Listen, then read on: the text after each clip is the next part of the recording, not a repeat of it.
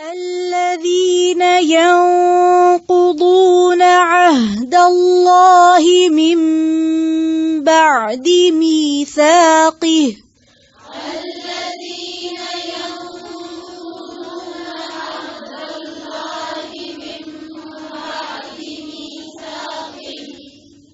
الذين ينقضون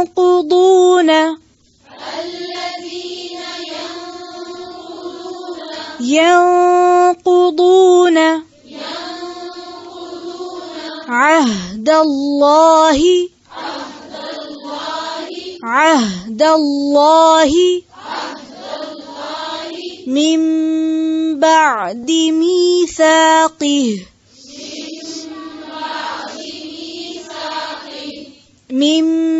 بعد ميثاقه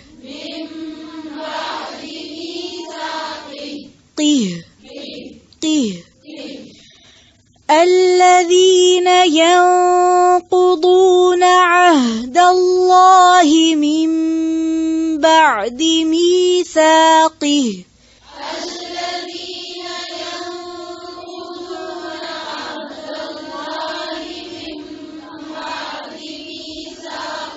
پھر سے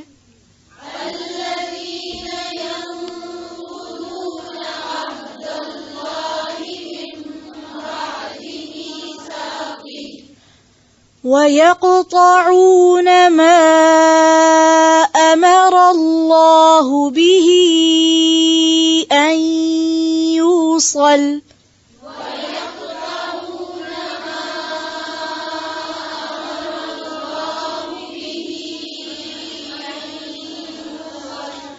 وَيَقْطَعُونَ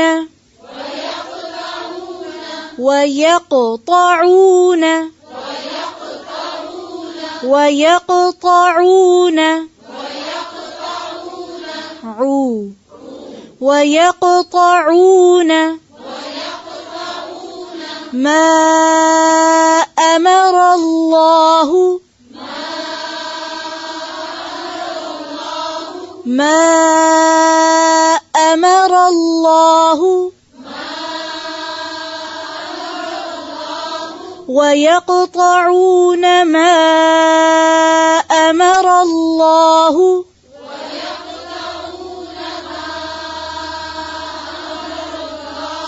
بِهِ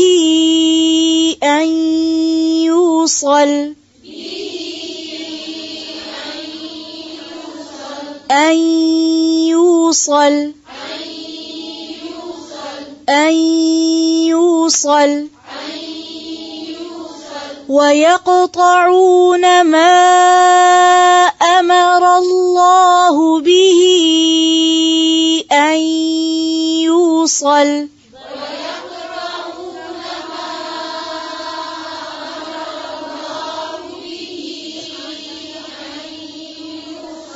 پھر سے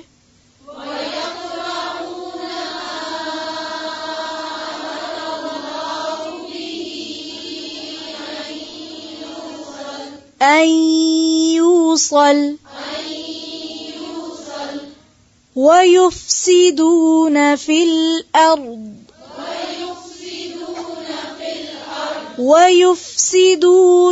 الأرض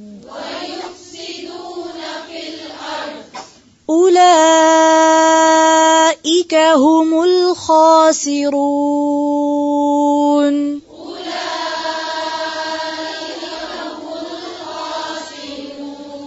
أولئك هم الخاسرون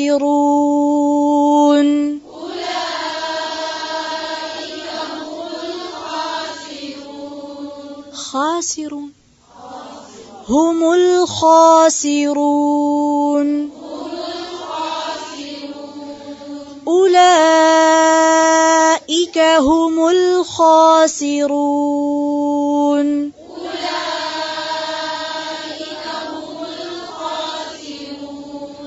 خاسرون. الذین وہ لوگ ینقضون جو توڑتے ہیں، نون قاف ضاد نقض توڑنا. اردو میں بھی نقض عہد کا لفظ استعمال ہوتا ہے. یعنی پکے عہد کو توڑنا. ینقضون عہد اللہ. عہد وعدے کے لیے استعمال ہوتا ہے, وصیت کے لیے بھی لفظ استعمال ہوتا ہے. وصیت دوستی کے لیے بھی آتا ہے, کیونکہ دوستی بھی کیا ہے؟ آپ دیکھیں نا, خون کے رشتے تو خون کے رشتے ہیں, وہ تو اللہ نے آپ کو باندھ دیا. ہاں, تو جو دوستی کے رشتے ہوتے ہیں وہ بھی ایک خاموش عہد ہوتے ہیں کہ ہم باہم ایک دوسرے کے لیے وفادار ہیں, ہم ایک دوسرے کے لیے کیئرنگ ہیں, خواہ ہمارے درمیان نہ کوئی خون کا رشتہ ہے نہ ہی کوئی قانونی رشتہ ہے. قانونی رشتے کون سے ہوتے ہیں؟ جی ہاں, جیسے شادی وغیرہ ہوتی ہے تو یہ بھی ایک کانٹریکٹ ہوتا ہے نا, وہ بھی ایک عہد میں لوگ باندھے جاتے ہیں, مگر وہ ایک لیگل کانٹریکٹ ہے. ٹھیک ہے, سوشل بھی اور لیگل بھی ہے, اس کی قانونی حیثیت ہوتی ہے نا. اسی کی بنیاد پر پھر وراثت اور باقی تمام یعنی بچوں کا وارث ثابت ہونا, نسب ثابت ہونا, بہت ساری چیزیں اس سے پھر آگے نکلتی. تو عہد بھی بنیادی طور پر کئی معنوں میں استعمال ہوتا ہے. ذمہ, امان, دوستی, وصیت, ایسا قرار یا وعدہ جس کی حفاظت بھی کی جائے, یعنی جس کو لک آفٹر کیا جائے, جس کے پورا کرنے کا خیال رہے. عہد.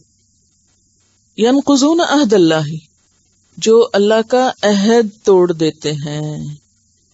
اب آپ دیکھیے, اللہ کا عہد توڑ دیتے ہیں, اللہ کے ساتھ جو ان کا کانٹریکٹ ہے, جو ایک ذمہ ہے, جو ایک تاکید ہے اللہ کی طرف سے جن باتوں کو کرنے کی, ان کو وہ توڑ دیتے ہیں. من بعد میثاقہ, اس کو پکا کرنے کے بعد. میثاق کا لفظ وثاق سے ہے. وثاق اس رسی یا زنجیر کو کہتے ہیں جس سے کسی چیز کو کس کے باندھا جائے, باندھنے کی چیز ہوتی ہے وثاق.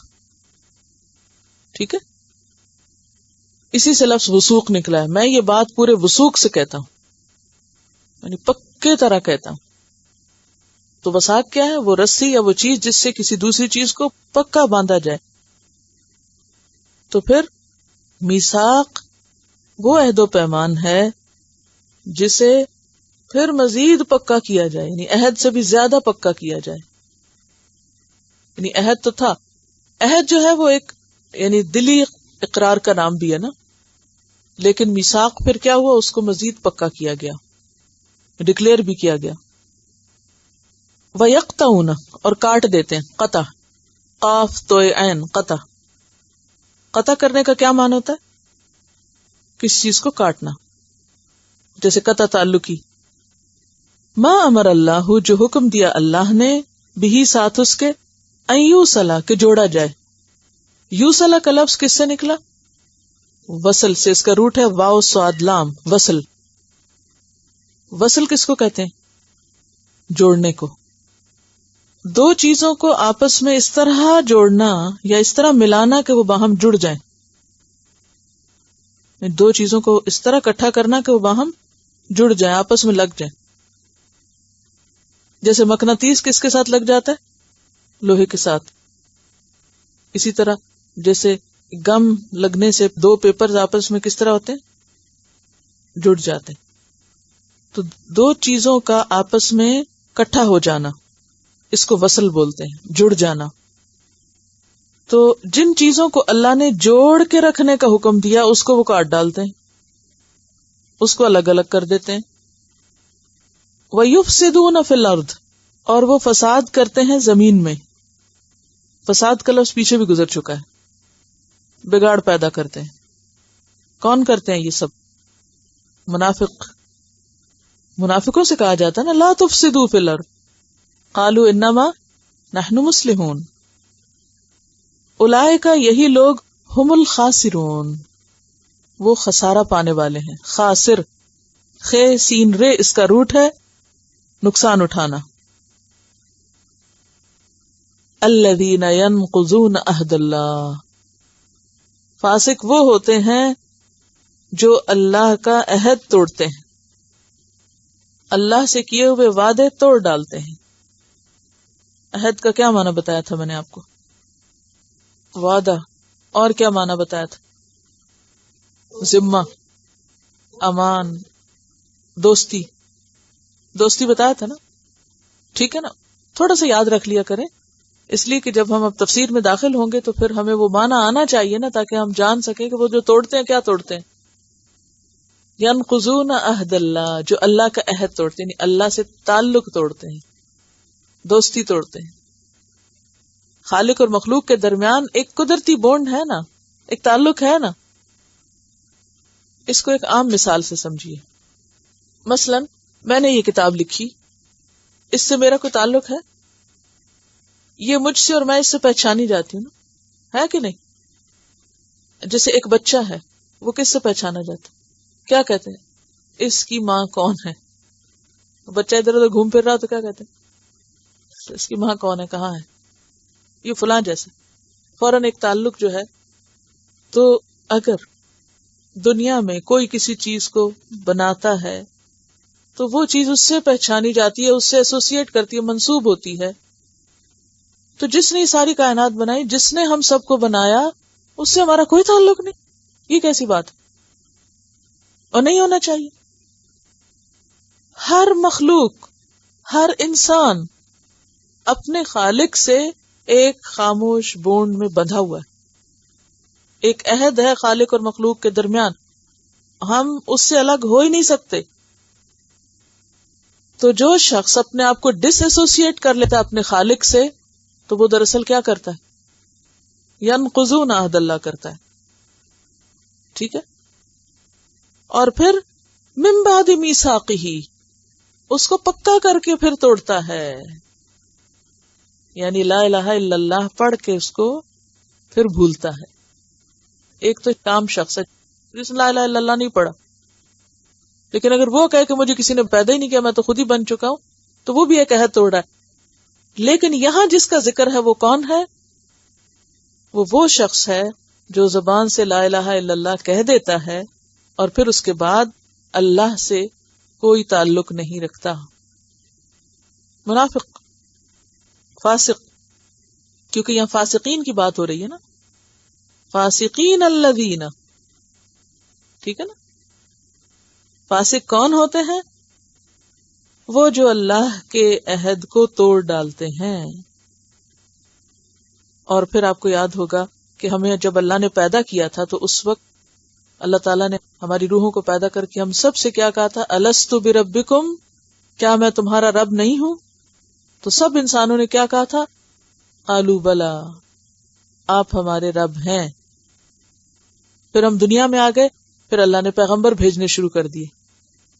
پیغمبروں نے آ کے ہمیں یاد کرایا, وہ جو تم نے وعدہ کیا تھا یاد کرو اس کو. پیغام دیا, ہم نے لا الہ الا اللہ پڑھا, مان لیا, اور مان کے پھر اس کے بعد کیا کیا؟ توڑ دیا. کیسے؟ جیسے کوئی تعلق ہی نہ ہو ہمارا اللہ سے. اب آپ منافقت کے کانٹیکسٹ میں رکھ کے سوچئے کہ کلما ادا لہم مشوا فیہ واذا اظلم علیہم قاموا. تو ازلم علیہم قاموا کیا ہے؟ یہ عہد توڑنا ہے. ہم نے کیا عہد کیا تھا کہ ہم کیا کریں گے؟ جو ہمیں آپ کہیں گے یا رب ہم کریں گے. لا الہ الا اللہ کا مطلب یہ کہ ہم آپ کی عبادت کریں گے, آپ کو الہ مانیں گے. تو جب کہہ کے نہیں کرتے تو پھر وہ دراصل کیا کرتے ہیں؟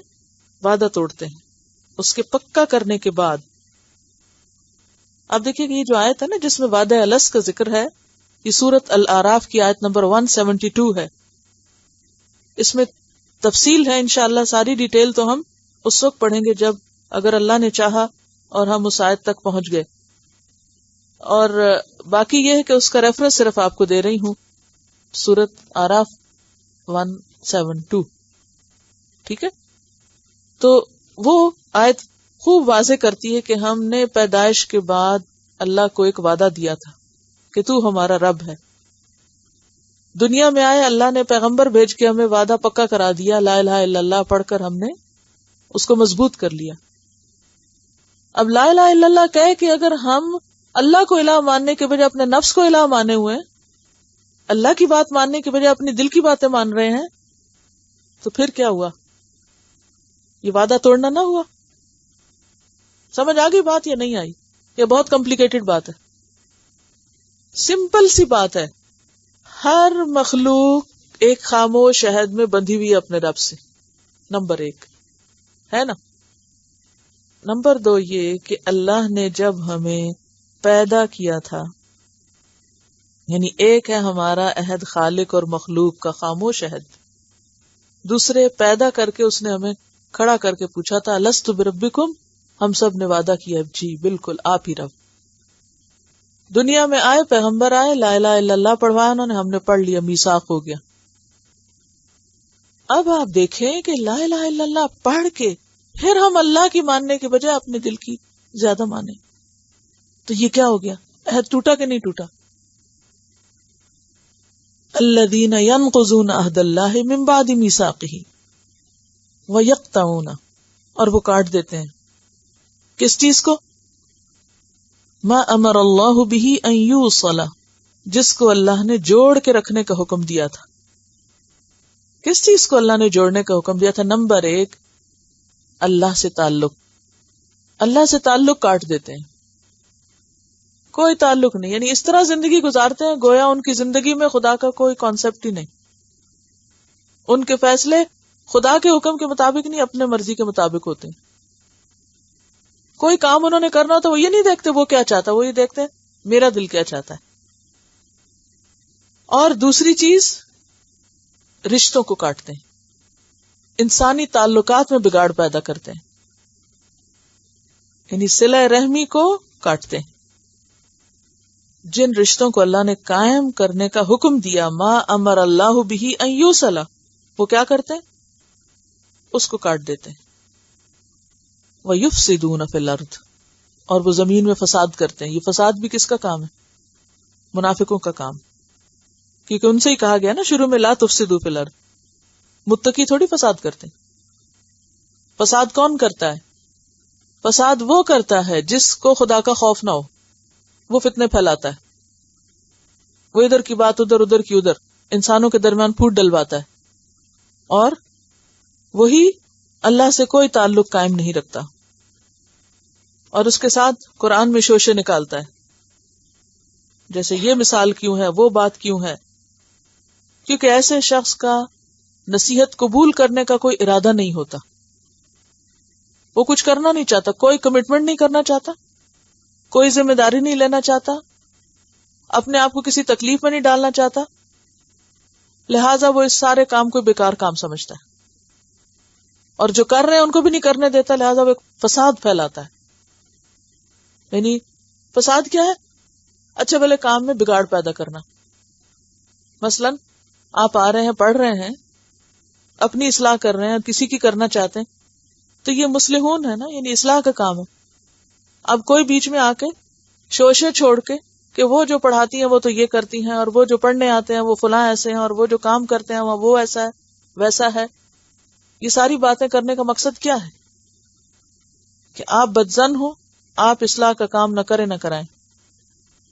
تو یہی ہے فساد پھیلانا، نہ خود کرنا یا تو پھر آپ خود کریں، کیونکہ یہ تو ایک ذمہ داری ہے. طلب العلم فریضۃ، علم حاصل کرنا فرض ہے، آپ خود کریں.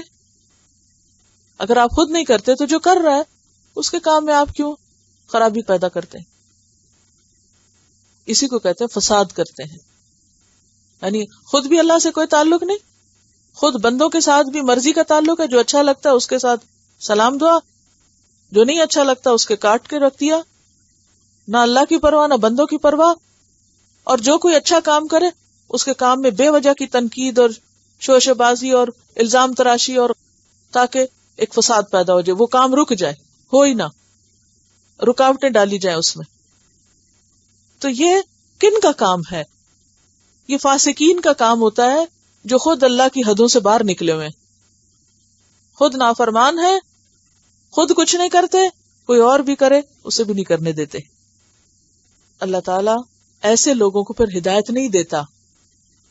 یہی تو بات کی جا رہی ہے نا. اصل موضوع یہاں کیا ہے پوری آیت کے بیچ میں؟ کس کو ہدایت نہیں ملتی؟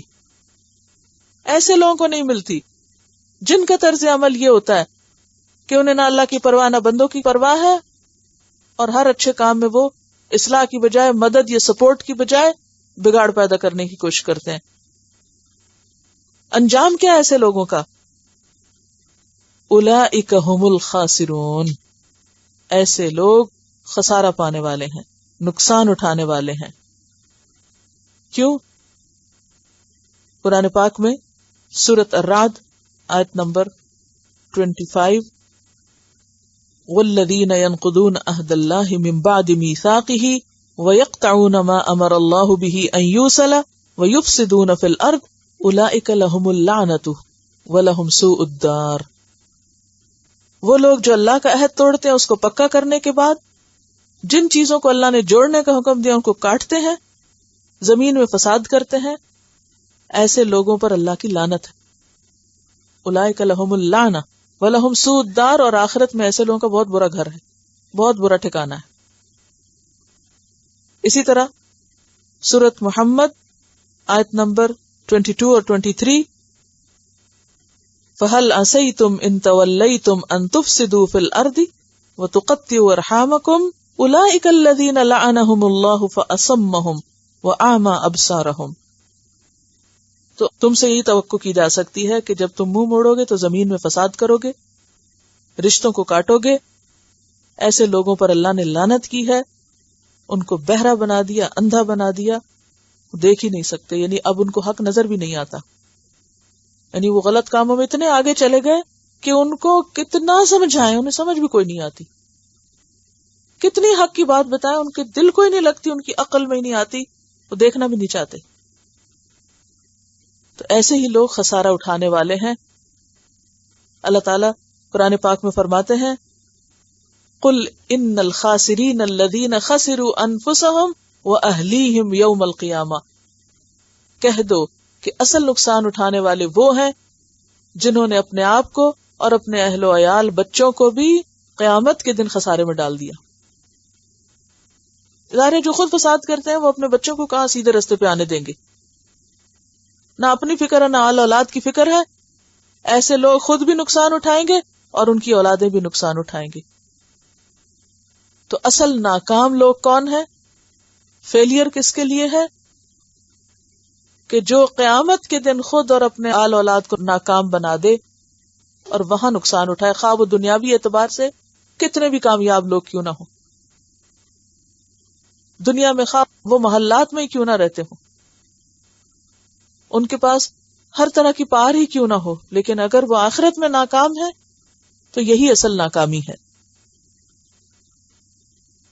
یہاں آپ دیکھ رہے ہیں کہ ایک ایسا کیریکٹر سامنے آ رہا ہے کہ جس کو قرآن پر اعتراض ہے، اللہ کی باتوں میں وہ شوشہ بازی کرتا ہے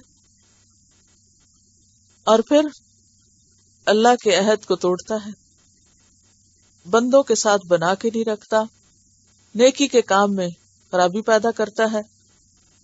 فرمایا ایسے لوگ ہدایت کہاں سے پائیں گے، یہ تو نقصان اٹھائیں گے اور قیامت کے دن ان کے لیے بدترین ٹھکانہ ہے. اب اس کانٹیکس میں انسان کو یہ سوچنا چاہیے کہ وہ خود کہاں کھڑا ہے. یہ جو 3 کیٹیگریز شروع میں کی گئی انسانوں کی، متقی، کافر اور منافق، تو یہ کردار بیسیکلی منافقوں کا ہے جو اوپر سے اسلام کا لبادہ بھی اوڑے ہوئے ہیں، اسلام کا لبادہ بھی اوڑے ہوئے ہیں، مسلمان گھرانوں میں پیدا ہوئے ہیں اور پھر دین کے دشمن بھی ہیں اور دین کا مذاق بھی اڑاتے ہیں اور دین کے کام میں خرابی بھی ڈالتے ہیں. تو ایک انسان جو لبادہ شیر کا اوڑھ لے اور کام گدھوں والے کرے تو اس کو شیر تھوڑی مانا جائے، وہ تو دھوکے باز ہوگا. تو یخادعون اللہ والذین آمنوا وما یخدعون الا انفسهم، سب سے بڑا نقصان اپنا کر رہے ہیں. بظاہر ایسا لگتا ہے نا کہ اگر انہوں نے اللہ کی بات نہ مانی تو دکھ ہوتا ہے نا کہ یہ کیا ہے، لوگوں کو خدا کے آگے نہیں جھکتے یا رشتہ داروں کے ساتھ نہیں بنا کے رکھتے، یا یہ کہ خرابیوں میں ان کی دلچسپی زیادہ ہے. تو ایسا لگتا ہے کہ جیسے وہ دوسروں کے ستانے کے لیے پیدا ہو گئے، لیکن بیسیکلی وہ دوسروں کا کام نہیں خراب کر رہے، سب سے بڑھ کے خود اپنا کر رہے ہیں. ایسے لوگوں کو سنبھلنے کی ضرورت ہے. وَيَقْطَعُونَ مَا أَمَرَ اللَّهُ بِهِ أَن يُوصَلَ، کہ وہ ان چیزوں کو کاٹ دیتے ہیں جن کو اللہ نے جوڑنے کا کہا ہے. تو اس میں میں نے 2 باتیں آپ کو بتائی تھی، ایک ہے اللہ سے تعلق اور ایک ہے بندوں سے تعلق. وہ اللہ سے تعلق کاٹ دیتے ہیں، اللہ کی پرواہ نہیں، اللہ سے کوئی تعلق نہیں، کوئی نماز روزہ نہیں، کچھ نہیں، کوئی ذکر نہیں، کوئی کچھ نہیں، اور دوسری طرف بندوں کے ساتھ کاٹ دیتے ہیں. چلیں ٹھیک ہے، بندوں میں سے وہ بندے جن سے آپ کو کوئی رشتہ نہیں، کوئی کچھ نہیں آپ ان کے ساتھ ملتے، نہ ملیں. اگر آپ انسان بیزار ہیں تو رہیں، لیکن کچھ رشتے ایسے ہیں کہ جن کو آپ کاٹ نہیں سکتے، وہ خون کے رشتے ہیں. ان کی طرف سے آنے والی تکلیف کے باوجود بھی ان کو نبھانا ضروری ہے، ان کے ساتھ احسان ضروری ہے. تو اس موضوع پر ہماری ایک شاگرد نے کراچی کے فرسٹ بیچ میں یہ ایک کارڈ تیار کیا تھا جس میں یہ ساری احادیث اس نے لکھ دی تھی جو میں نے کلاس میں بولی تھی. اس نے وہ احادیث مجھ سے لے کے ان کو خود ٹائپ کیا، ڈیزائن بنایا اور اس کو ایک خوبصورت کارڈ میں شیپ کیا کہ لوگ اپنے رشتہ داروں کو دیں اور اس میسج کو عام کیا جائے کہ تعلقات کو جوڑنا چاہیے. یہ میں اس لیے بھی آپ کو بتا رہی ہوں، عام طور پر ہماری سارا آرٹ اور ہماری ساری جو خوبصورت کوششیں وہ دنیا کے لیے تو ہوتی ہیں، مگر دین کو ہم ایک خوبصورت شکل میں عموماً پیش نہیں کرتے. تو اگر اللہ نے ہمیں کوئی بھی ٹیلنٹ دیا ہے تو قرآن سے ریلیٹڈ کوئی انفارمیشن اچھے سے اچھے انداز میں آپ دوسروں کے لیے پریزنٹیبل فارم میں لا سکتے ہیں تاکہ میسج عام ہو، میسج کنوے کیا جائے. کیونکہ جو لوگوں کو اگر پتہ ہی نہیں کہ رشتوں کو جوڑنا ضروری ہے تو پھر وہ کس طرح جوڑیں گے. اس میں آپ دیکھیے کہ جو احادیث موجود ہیں وہ میں آپ کو سناتی ہوں کہ خون کے رشتوں کو جوڑنا کتنا ضروری ہے اور جوڑنے کا مفہوم کیا ہے.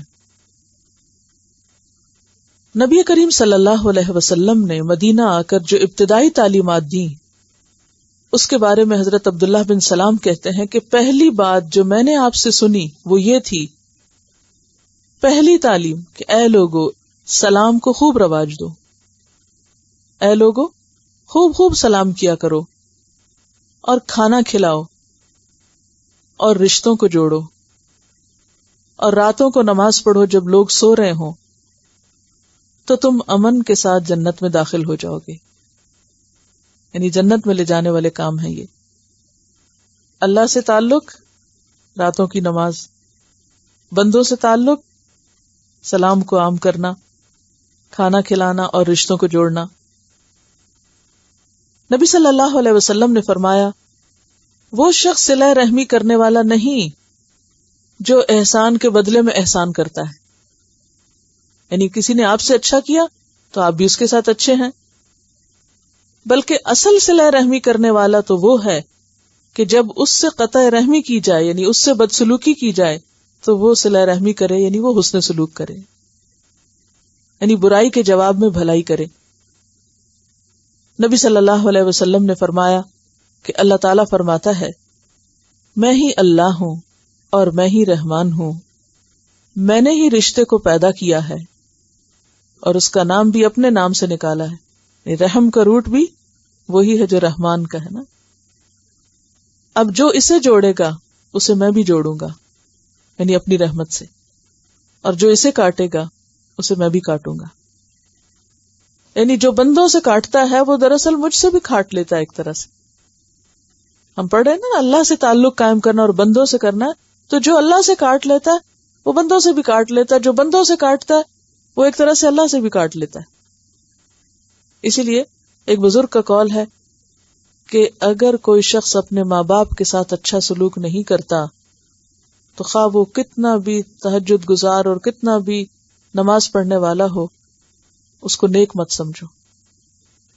یعنی اس کی نیکی نہیں ہے اگر وہ انسانوں کے ساتھ اور خاص طور پر ان انسانوں کے ساتھ جنہوں نے اس کے لیے تکلیفیں اٹھائیں ان کے ساتھ وہ اچھا سلوک نہیں کرتا.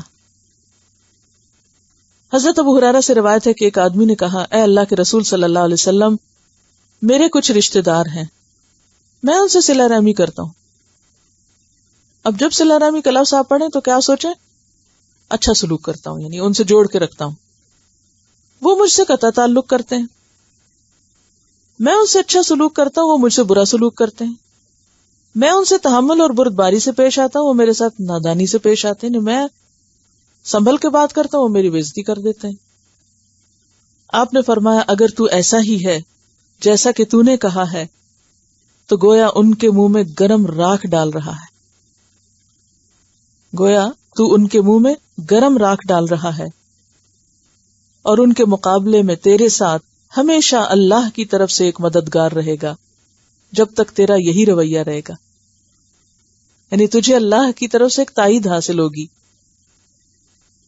حضرت ابو ایوب خالد بن زید انصاری سے روایت ہے کہ ایک شخص نے کہا، یا رسول اللہ صلی اللہ علیہ وسلم، مجھے ایسا عمل بتائیے جو مجھے جنت میں داخل کرے اور جہنم سے دور کرے۔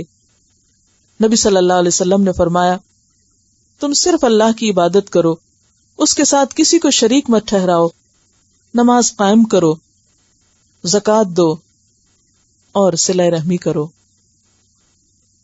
حضرت ابو ہریرہ رضی اللہ عنہ سے روایت ہے کہ آپ نے فرمایا، اللہ تعالیٰ مخلوق کو پیدا کر چکا تو رحم نے کھڑے ہو کر اللہ کا دامن پکڑ لیا۔ عرض کیا کہ یہ مقام اس کا ہے جو کاٹے جانے سے تیری پناہ لے رہا ہے، یا رب مجھے کوئی نہ کاٹے، یعنی رشتہ کوئی نہ کاٹے، خون کے رشتوں کو۔ اللہ تعالیٰ نے فرمایا، کیا تو اس بات پہ راضی ہے کہ جو تجھے جوڑے میں اس کو جوڑے رکھوں، جو تجھے کاٹے میں اس کو کاٹ دوں؟ رحم نے کہا، بے شک میرے رب، میں اس پہ راضی ہوں۔ اللہ تعالیٰ نے فرمایا، تو یوں ہی ہوگا۔ نبی کریم صلی اللہ علیہ وسلم نے فرمایا، جو شخص اللہ اور آخرت کے دن پر ایمان رکھتا ہے اس کو چاہیے کہ مہمان کی عزت کرے، جو اللہ اور یوم آخرت پر ایمان رکھتا ہے اسے چاہیے کہ وہ صلہ رحمی کرے، جو اللہ اور یوم آخرت پر ایمان رکھتا ہے اسے چاہیے کہ بھلائی کی بات کرے یا پھر چپ رہے، خاموش رہے۔ نبی کریم صلی اللہ علیہ وسلم نے فرمایا، رحم عرش سے لٹکی ہوئی ہے، یعنی رحم کیا؟ ماں کا ووم جو ہے جس سے رشتے وجود میں آتے ہیں، عرش سے لٹکی ہوئی ہے۔ عرش آپ دیکھیں کون سی جگہ ہے، اور کہتی ہے جو مجھے ملائے اللہ تعالیٰ اسے ملائے، جو مجھے کاٹے اللہ اسے کاٹ دے۔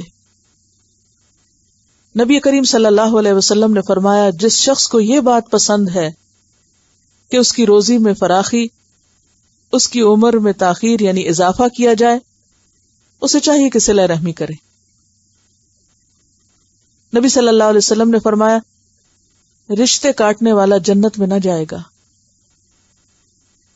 نبی کریم صلی اللہ علیہ وسلم نے فرمایا، مسکین کو صدقہ دینے سے صرف صدقے کا ثواب ملتا ہے، اور رشتہ دار کو دینے سے دوہرا ثواب ملتا ہے، ایک صدقے کا، دوسرا رشتہ داری کے حقوق ادا کرنے کا۔ تو اس سے کیا پتہ چلتا ہے کہ انسان کے حسن سلوک کا سب سے پہلا مستحق اس کے اپنے ہی خون کے رشتہ دار ہیں، جن میں سب سے پہلے والدین ہیں، کیونکہ اللہ تعالیٰ نے قرآن پاک میں کیا فرمایا، وَبِالْوَالِدَيْنِ إِحْسَانًا، والدین کے ساتھ احسان کرو۔ اس کے بعد باقی تمام خون کے رشتے، جیسے بہن بھائی ہیں، جیسے چچا، ماموں، پھپھی، خالہ، یعنی والدین کے پھر بہن بھائی، یہ تمام رشتے کس میں آ جاتے ہیں؟ خون کے رشتوں میں آتے ہیں، اور ان کے ساتھ بھلائی کرنا جو ہے وہ انتہائی ضروری ہے، اور انسان کے اپنے فائدے میں ہے۔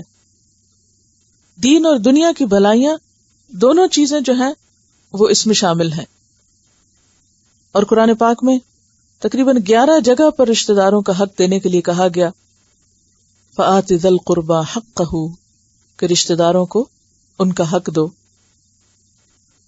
اور یہ سورۃ روم کی آیت نمبر 38 ہے، فآت ذی القربى حقہ والمسکین وابن السبیل ذلک خیر للذین یریدون وجہ اللہ وَأُولَئِكَ هُمُ الْمُفْلِحُونَ۔ پس رشتہ دار، مسکین اور مسافر کو ان کے حقوق دو، یہ طریقہ بہتر ہے ان لوگوں کے لیے جو اللہ کی رضا چاہتے ہیں، اور یہی لوگ کامیاب ہیں۔ کامیاب کون لوگ ہیں؟ جو رشتہ داروں کو ان کا حق دیتے ہیں۔ اب آپ قریب کے رشتہ داروں کو وزٹ کر سکتے ہیں اور دور کے رشتہ داروں کو فون کر سکتے ہیں، خاص طور پر ان کو جن سے آپ ناراض ہو کر بیٹھے ہوئے ہیں، یک طرفہ طور پر وہ رہے ناراض، وہ نہیں جڑتے تو بھی آپ فون کریں، حال چال پوچھیں، غلطی نہیں بھی آپ کی معافی مانگ لیں، لیکن مکمل کٹ آف اور مکمل خاموشی اور ایک دوسرے سے اجنبی ہو جانا اور گویا کوئی جان پہچان ہی نہیں. اور پھر اس میں آپ دیکھیے کہ خاص طور پر عورت جو ہوتی ہے وہ ہی اپنے بچوں کو اخلاق سکھاتی ہے کہ دیکھو یہ تمہاری خالہ ہے، یہ تمہارا ماموں ہے، یہ تمہارا چچا ہے، یہ تمہاری پھپھی ہے، یہ تمہارا دادا ہے، یہ دادی ہے، یہ نانا ہے، یہ نانی ہے، یہ بہن بھائی ہیں، یہ بہن بھائیوں کے بچے ہیں. اگر ماں نہیں سکھاتی تو کوئی نہیں سکھا سکتا. یہ کام باپ سے زیادہ بھی ماں کا ہے، میرا اور آپ کا ہے کہ ہم اپنے بچوں کو اپنے رشتہ داروں کی پہچان کروائیں اور ان کے لیے اچھے جذبات ان کے دل میں پیدا کریں. افسوس یہ کہ ہمارے خصوصاً سب کانٹیننٹ کے معاشرے میں جو ایک شروع سے ہی تعلقات میں کھچاؤ آ جاتا ہے، ساس سسر کے نام پر ایک برے جذبات یا ایک بری فیلنگ عموماً بچوں میں پیدا کر دی جاتی، اور پھر اس کے پیچھے نند بھاوج کا جھگڑا تو وہ بھی بچوں کو سنایا جاتا ہے، پھوپھیوں سے دور کر دیا، چچا سے دور کر دیا، تاکہ باپ سے دور کر دیا. بعض کیسز میں مائیں بچوں کو اتنا اپنے سے اٹیچ کر لیتی کہ باپ سے ان کو بدگمان کر دیتی. ٹھیک ہے، باپ کی غلطیاں ہو سکتی ہیں، قصور ہو سکتے ہیں، بچوں کو اللہ نے شعور دیا وہ خود پہچان جائیں گے، لیکن ہمارے لیے یہ بھی جائز نہیں کہ ہم اپنی اولاد کو ان کے خون کے رشتے یعنی باپ سے بھی بدگمان کریں. یعنی وہ پارٹی بازی گھروں کے اندر ہی شروع ہو جاتی ہے نا، کیونکہ ماں کے پاس بچوں کا وقت زیادہ گزرتا ہے، یا ماں پیدا کرتی ہے اور قدرتی طور پہ بچے زیادہ اٹیچ ہوتے ہیں ماں سے، ڈپینڈنٹ ہوتے ہیں نا. ماں کھانا کھلائے، ماں ضروریات پوری کرے. اللہ نے رشتہ ہی ایسا بنایا کہ جس میں ماں کے پاس قوت زیادہ ہے. تو اس لیے ٹھیک ہے باپ غلطی کرے سو کرے، لیکن ہمارا فرض کیا ہے؟ ہمیں تو اپنی ڈیوٹی پوری کرنی ہے نا. ہمیں کسی کے ساتھ ناانصافی نہیں کرنی. باپ بھلے ظالم ہو، باپ آپ کو حق نہیں بھی دیتا، تو آپ کا کیا فرض بنتا ہے کہ آپ بچوں کو مت بہکائیں باپ کے خلاف، کیونکہ اس سے کیا نقصان ہوگا کہ وہ اگر باپ کے ساتھ قطع تعلق ہی کریں گے نا تو کل آپ کو بھی برا بھلا کہنے لگ جائیں گے. وہ ایک وقت آئے گا وہ خود بخود ان کے اندر شعور آ جائے گا اور وہ آپ سے بھی بدگمان ہو جائیں گے، نہ وہ اس کے رہے نہ وہ اس کے رہے. کہتے نا جو کسی کے لیے گڑھا کھوتا ہے خود اس میں گرتا ہے، جو کسی کے لیے برا چاہتا ہے وہ خود اس کا شکار ہوتا ہے. تو آپ کے لیے ہوم ورک ہے کیا؟ اپنے بچوں کو اپنے سب بہن بھائیوں کے نام یاد کرائیں، کیونکہ یقین کریں کہ یہاں بعض بچے ایسے ہیں جن کو اپنے خالہ ماموں کا نام نہیں آتا ہوگا، تو اس سے کوئی فرق نہیں پڑتا کہ فاصلے کتنے ہیں. اور ان کو یہ پتا ہونا چاہیے کہ آپ کے ہر بہن بھائی کے آگے بچے کتنے ہیں، کم از کم اتنا ضرور پتا ہو. خالہ ماموں، اور اگر سوتیلے بہن بھائی ہیں تو خدا کے لیے ان کی بھی پہچان کرائیں، کیونکہ بعض اوقات ہمارے معاشرے میں بچپن سے ہی اس طرح کاٹ کے رکھ دیا جاتا ہے، یعنی باپ کی طرف سے اگر بہن بھائی ہیں یا ماں کی طرف سے، کہ ان کو ہم بہن بھائی سمجھتے ہی نہیں، اور وہ اتنی عادت ہو جاتی ہے کہ پھر ذکر بھی نہیں آتا ان کا. تو اپنے بچوں کو ان کے بارے میں بتائیں، کوئی یہ عیب نہیں. ہمارے وہاں اس کو عیب سمجھا جاتا ہے نا کہ باپ نے دوسری شادی کر لی یا ماں کی انبن ہوئی جا کے اس نے دوسری کر لی، تو وہ بچے بےچارے بیچ میں ایک عجیب پسند کا شکار ہو جاتے ہیں. لڑائی دونوں کی ہوتی ہے، وہ گھن بیچ میں پسرا ہوتا ہے، وہ کبھی ادھر دیکھتے ہیں کبھی ادھر دیکھتے ہیں کہ اب ہم کدھر جائیں اور کدھر نہ جائیں. تو آپ یقین کریں کہ اگر آپ خیر خواہی کریں گے، اگر آپ کی طرف سے خیر شروع ہوگی، اس کا صلہ آپ کو ملے گا، کیونکہ اللہ کا حکم ہے نا، واللہ بکل شیء علیم. اللہ کو سب پتا ہے، وہ سب جانتا ہے، چونکہ اس کو علم ہے جزا اس سے لینی ہے، بدلہ اس سے لینا ہے. نہیں دل چاہتا، نہیں مرضی، دل میں جو کچھ بھی ہے صرف اس کا حکم سمجھ کر سمعنا و اطعنا، صرف حکم سمجھ کر اپنے دلوں سے بغض نکالے اور اپنی طرف سے یک طرفہ بھلائی شروع کر دے. دوسرے غلط کرتے ہیں، ظلم کرتے ہیں، جرم کرتے ہیں، ان کا معاملہ ان کے ساتھ ہے، وہ اپنے کیے کہ خود بدلہ پا لیں گے جہاں سے انہیں پانا ہوگا. لیکن ان کی غلطی کی وجہ سے ہم کیوں غلطی کریں؟ ٹھیک ہے نا، انہوں نے غلطی کی، آپ نے بھی کر دی، کیا فرق رہا؟ اس لیے جو اللہ کا حکم ہے وہ اللہ کا حکم ہے. تو یہ آپ کی اسائنمنٹ ہے. لے کے بچوں کو بیٹھے, انہیں بتائیں اتنے ان کے خالہ ہیں, اتنے ان کے ماموں ہیں, یہ ان کے نام ہیں, اتنے ان کے بچے ہیں, یہ آپ کے رشتہ دار ہیں, آپ کا خاندان یہ ہے, آپ کہاں سے بلونگ کرتے ہیں. میں نے ابھی جو آیت آپ کو سنائی تھی سورۃ الرعد کی, وَيَقْطَعُونَ مَا أَمَرَ اللَّهُ بِهِ أَن يُوصَلَ وَيُفْسِدُونَ فِي الْأَرْضِ أُولَٰئِكَ لَهُمُ اللَّعْنَةُ. ایسے لوگوں پہ لعنت کی گئی, اللہ کی رحمت سے دوری ہے ان کے لیے جو اللہ اور بندوں سے کاٹیں. وَلَهُمْ سُوءُ الدَّارِ, اور ان کے لیے برا گھر ہے. یہ نقصان کی بات ہے. تو اس لیے نقصان سے بچنا ہمارے اپنے فائدے میں. یعنی 2 دفعہ قرآن میں قطع رحمی کرنے والوں پہ لعنت بھیجی گئی, سورۃ محمد میں بھی اور سورۃ الرعد میں بھی.